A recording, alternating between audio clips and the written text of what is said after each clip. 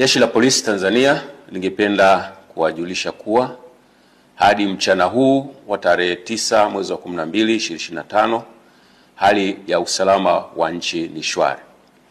Vyombo vya ulinzi na usalama vinaendelea kuimarisha usalama nchini sambamba na kulinda maisha ya watu na mali zao. Aidha, Jeshi la Polisi lingependa kutoa wito kwa wananchi kuendelea kuzipuuza picha mjongeo na picha mnato zinazoendelea kusambazwa kwenye mitandao ya kijamii zikionyesha kwamba kuna maandamano yameanza maeneo mbalimbali. Taarifa hizo sio sahihi. Wanatumia picha mjongeo na picha mnato za matukio ya nyuma kama vile ya tarehe 29, tarehe 30 na tarehe 31 mwezi wa 10 2025.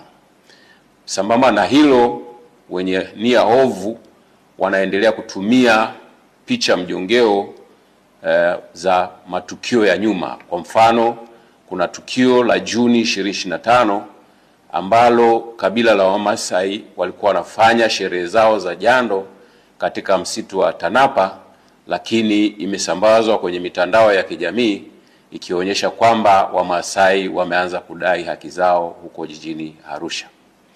Tunaendelea kuwahimiza Watanzania kuendelea kuzipuuza picha za aina hiyo kwa sababu zina lengo la kuwahadaa kwamba kuna maandamano yanafanyika.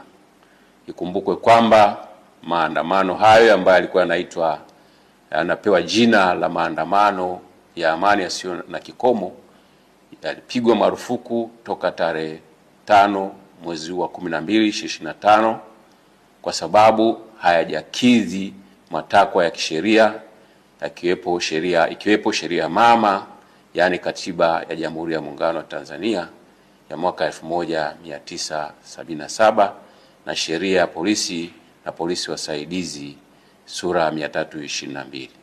Aidha, tunatoa wito kwa wananchi waendelee kufuata sheria kwa ajili ya usalama wetu sote. Inunue pepo yako kwa mali alizokujalia Allah. Changia sasa Fadhakir TV kwa ajili ya dini yako. Unaweza kuchangia kupitia M-Pesa namba 0755848508, Tigo Pesa namba 0718820808, Airtel Money namba 0698313968. Kumbuka, jina ni Fadhakir TV. Hakika ukumbusho unawafaa wenye kuamini. Mungu akubariki sana.